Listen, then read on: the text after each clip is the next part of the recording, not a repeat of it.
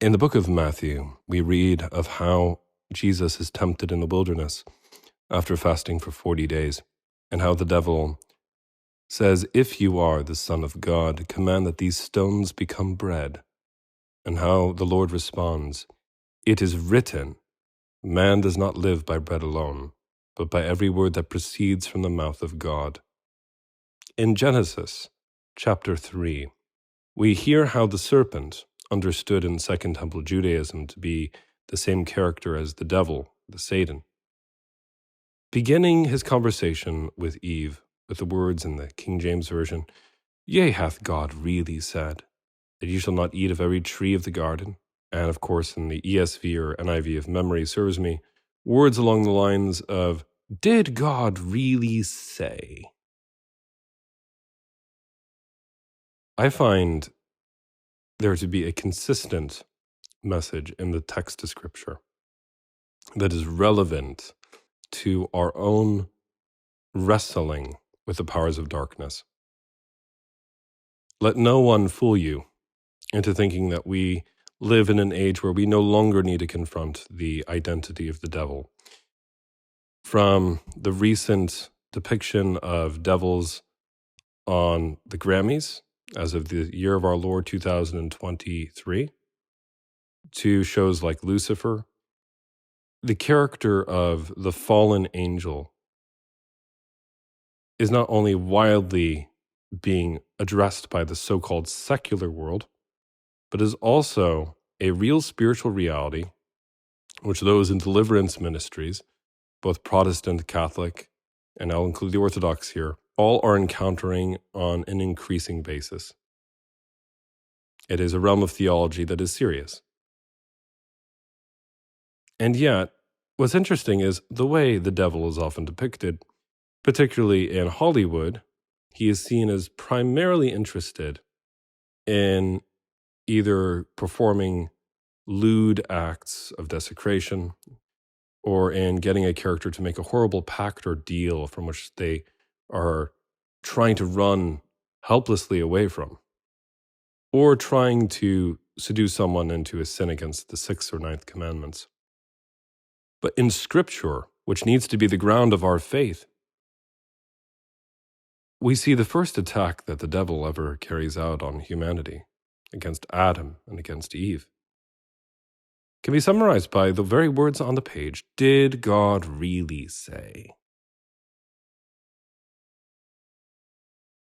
And we see in the life of Jesus the true Adam, God incarnate, as Romans 5 makes it very clear, the one who truly fulfills and undoes the sin of Adam. Just as Irenaeus calls Mary, by the way, the new Eve. We see in Jesus' statement, "It is written," quoting from the book of Deuteronomy, "Man does not live by bread alone." We see that the antidote to the delusion and wiles of the devil is reliance and trust in the authority of the Word of God. I don't want anyone to be deceived. What is very clear is that before anyone can fully and totally be consumed by an ideology, name any ism that has possessed the minds of people, one would first have to be plucked out of the soil, the rich roots of God's lens, God's perspective of things, God's logos, God's rhema, God's word. And therefore, there must first be a disorientation of the human soul away from the solid rock and the rich soil of God's scripture. And the way this happens is by that question in Genesis 3. Did God really say? Now, I'm not suggesting here that it is wrong to ask questions. Notice in the Gospels of Matthew, Mark, and Luke, John the Baptist, even in prison, suffering terribly, awaiting execution, sends messengers to Jesus. "Are you the one, or do we wait for another. And we notice that Jesus never condemns John for asking that. In fact, later on he says, among those born of women, none has arisen greater than John the Baptist, but he who is least in the kingdom of heaven is greater than he. What is amazing is that Jesus understands that under duress, under difficult times, it is natural for us to question. It's perhaps even natural for us in some sense to have an experience of doubt. John the Baptist certainly had something of a questioning spirit vexing him when he was in that prison, and any one of us would be. So I'm not referring to, having legitimate inquiries and going through seasons where it is hard to see the plan and wrestling sincerely. In fact, God desires sincerity, as we find in the book of Job, than the pietistic rambles of his friends who try to console him. God understands our frustration. God preferred the honest, sincere frustration of Job rather than the religious platitudes of those who used Scripture to condemn Job. And as a warning to the Pharisaism that is alive in any one of us at any given time. Just because someone seems to be undergoing what appears to be terrible trials, we must never, never, never assume that that is some kind of judgment. In the words of Jesus concerning the blind man in John 8, which ring very true to me being blind, when the disciples ask, who sinned, he or his parents, that he was born blind? And Jesus' response was and is for all time, it was neither because he sinned or because his parents sinned, but that the works of God might be made manifest in him, or that the works of God might be revealed in him. At the same time, the kind of questioning I'm referring to in Genesis chapter 3 that is sown into Eve's heart by the wiles of the devil, did God really say? Is the kind of acceptance of a critical attitude that leads one down the line of forgetting the identity of God, forgetting that God is love, and then forgetting one's own identity along the way. The thought that maybe God is keeping something from you, hiding it from you.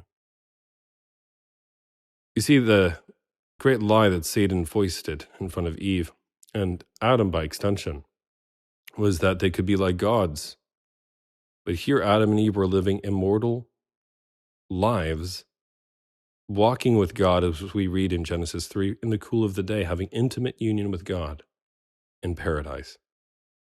Well, if that isn't being like the Lord, I don't know what is.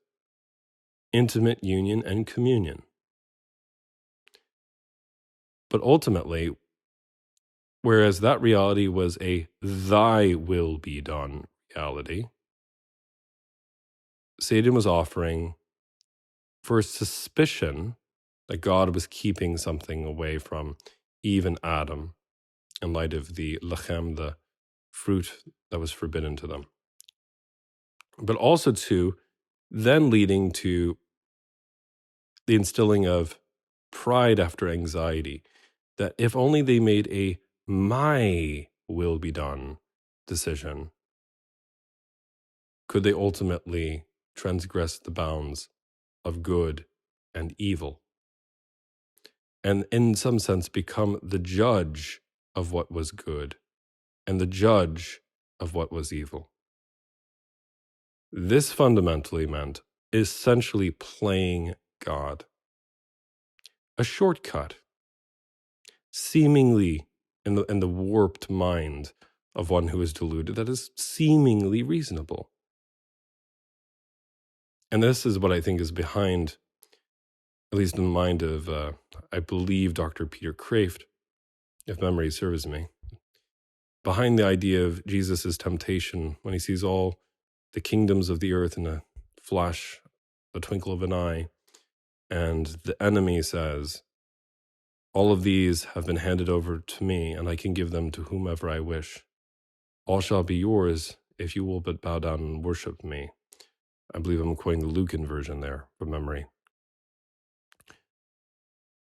If we read the text as if Satan is aware of something like an atonement that is to happen, I'm aware that Paul says, had the enemies known, they would never crucify the Lord of glory.